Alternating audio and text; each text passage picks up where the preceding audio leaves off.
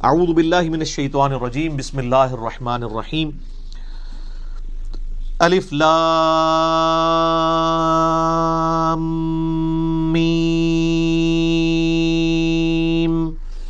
اس کو ایسے ہی پڑھنا ہوتا ہے، الف لام میم نہیں ہے یہ، وہ اردو میں ہے، عربی میں ایسے ہی پڑھنا ہوگا۔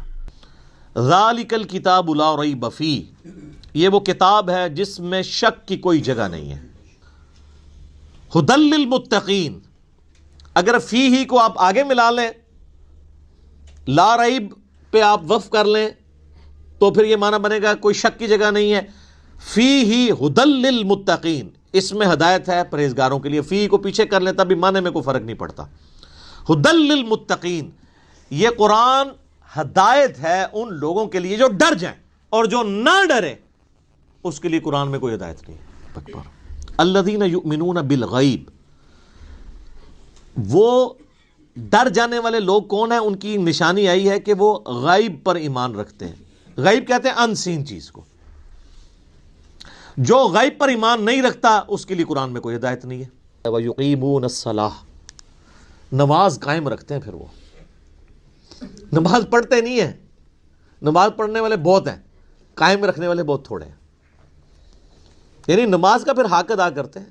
ایک تو اس میں ظاہر ہے سب سے بہتر چیز وہی ہے، یعنی پاکیزگی کا اعتبار سے اور پھر پروٹوکول سے نماز پڑھنا۔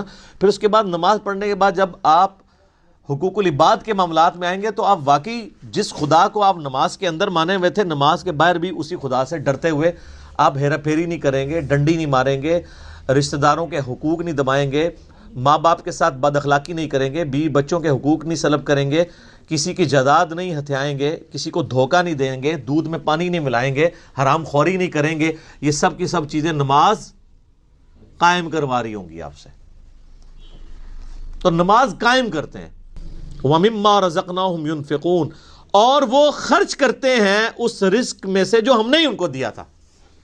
کیا بات ہے، ساتھ ہی کہہ دیا کہ اگر کر رہے ہو تو کسی کو اکڑ نہ آ جائے، دیا بھی ہمارا ہوا ہے، تو اللہ کے دیے ہوئے مال میں سے اس کی راہ میں خرچ کرتے ہیں۔ وَالَّذِينَ يُؤْمِنُونَ بِمَا أُنزِلَ إِلَيْكَ، اے نبی الاسلام، وہ لوگ ہیں جو ایمان لاتے ہیں اس پر جو آپ کی طرف نازل ہوا، وَمَا أُنزِلَ مِن قَبْلِكَ، اور اس پر بھی جو آپ سے پہلے نازل ہوا۔ اچھا، ادھر یہ نہیں ہے کہ اور اس پر بھی جو آپ کے بعد نازل ہوگا، اس کا مطلب ہے کہ نبوت ختم ہو چکی ہے۔